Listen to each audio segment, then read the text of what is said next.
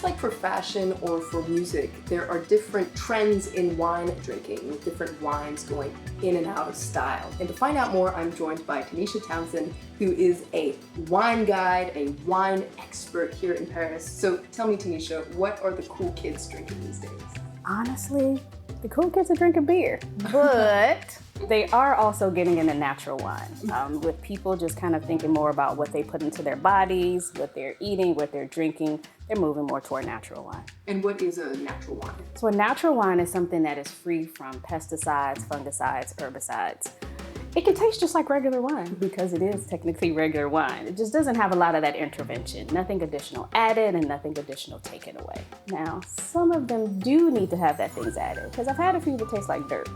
But this is where it comes into play, where you go to a wine shop, you know the owner or you know the people who work there, and then you can ask them questions. And what's the deal with Bordeaux? Because my dad, who's French, says that Bordeaux is the only red wine out there. But, if you go to trendy bistros in Paris, it's not really what's on the menu. Has there been kind of a falling out with younger generations? Yeah, your dad says that.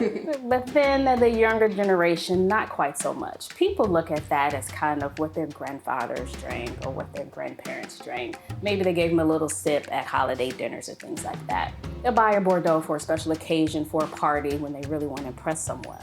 But there is a trend of younger winemakers starting to take over some of the vineyards in Bordeaux. So I think with the younger winemakers doing a few new techniques as far as winemaking, I think the younger people will start to come back and drink Bordeaux again. So Bordeaux isn't boring? Not totally, no.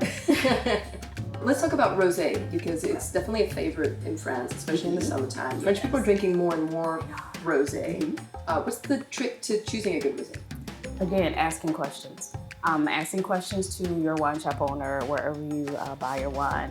Also, if there's a region that you already drink the red wine from, try the rosé from there. If you drink your red wine from the Rhone, try a rosé from there. If you drink your Cap Franc from the Loire, try a Cap Franc rosé.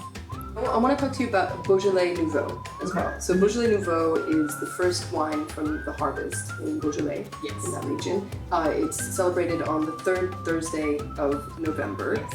But Beaujolais Nouveau has gotten a bad rap over the years. Some say it's outright disgusting, but it can actually be pretty good. How do you have a good Beaujolais Nouveau experience? Try a lot of them. Just buy 5 or 6, try them all, see what you like. Also, if you pay attention to things that are happening as far as climate-wise, you hear people talk about, oh, this was a really good growing season, we had a good amount of rain, a good amount of sunlight, then you know if it would be better for the Beaujolais harvest.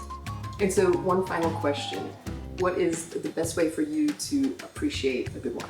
A light meal, but I like to set the scene. I like a fireplace, a nice glass of wine, some nice music, maybe some jazz or some old school R&B. That's how I like to enjoy my wines. Sounds good. I'll definitely try that out. Thank you so much for being on the show, Tanisha. Thank you so much for having me.